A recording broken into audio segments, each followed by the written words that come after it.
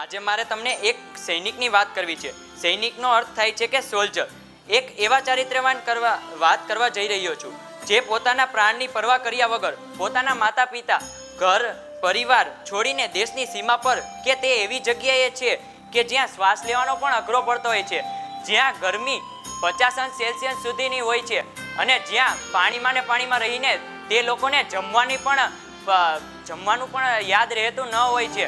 તે પાણીમાં અંદર સબમરીનમાં રહેતા હોય છે અને કોઈ સિયાચીનમાં -45°C ઠંડા વિસ્તારમાં રહેતા જોવા મળે છે, કોઈ રણના રેગિસ્તાનમાં જોવા મળે છે, આવી જ રીતના કોઈ ખુલ્લા આકાશમાં જોવા મળે છે.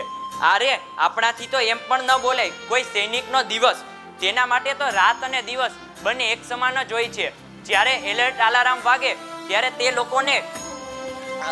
તે લોકોને એક સાથે, જો કોઈ જમતા હોય તો કોઈ આરામમાં હોય તો કોઈ પોતાના ઘરેથી આવેલા પત્રને વાંચતા હોય છે. આ પત્રને મૂકીને બધા જ પોતપોતાના કામોમાં પોતપોતાનું કામ મૂકીને તે લોકો યુદ્ધ માટે તૈયાર થાય છે અને તેના ભારી આર્મર રાઇફલ લઈને તેના દિલમાં અનંત જેટલી દેશભક્તિ તરીને જીવનો પરવા કર્યા વગર ત્યાં દુશ્મનને ધૂળ ચટાવવા માટે જાય છે. સેલ્યુટ છે તેમને. 60 થી 70 દિવસના વેકેશનમાં તે 10 મહિનાની મહેનત કોઈ ઠંડા બરફમાં અથવા કોઈ રેગિસ્તાનમાં જોવા મળતા હોય છે.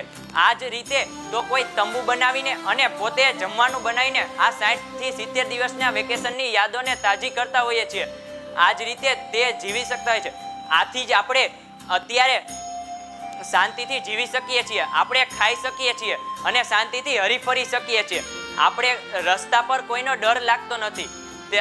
આમાં આપણે 26/11નો અટેક, પછી અક્ષરધામ ટેરરિસ્ટ અટેક અને આપણે પુલવાનો અટેક, કારગિલ યુદ્ધ, આવા ઘણા જ ઓપરેશનો જોયા છે. તે આપણે સાંભળ્યા પણ નથી. આપણે તો એમ ખબર છે કે આપણી સરહદ પર આપણી સેવા માટે સૈનિકો ઉભેલા છે. તેવા જ સિદ્ધાંત સુખબા, કે ચોપડા, જે સિંહ, સુનિલ યાદવ, એવા કેટલા જ જવાનો છે જે ભારત માતાને કુરબાન થયેલા છે. હવે જે હું બોલું તેમ બોલજો. વંદે માતરમ, વંદે માતરમ, ભારત માતા કી જય. Thank you. मितभाई What a performance! તમે આજે है नमन उनको जिनके सामने बोना हिमालय.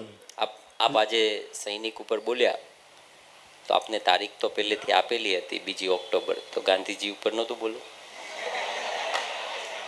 ત્યાંથી જવાબ આપી દો. Mike already exists. ગાંધીજી વિશે અમે વિચારેલું નહોતું, પણ પહેલેથી અમે આર્મી વિશે જ વિચારેલું હતું.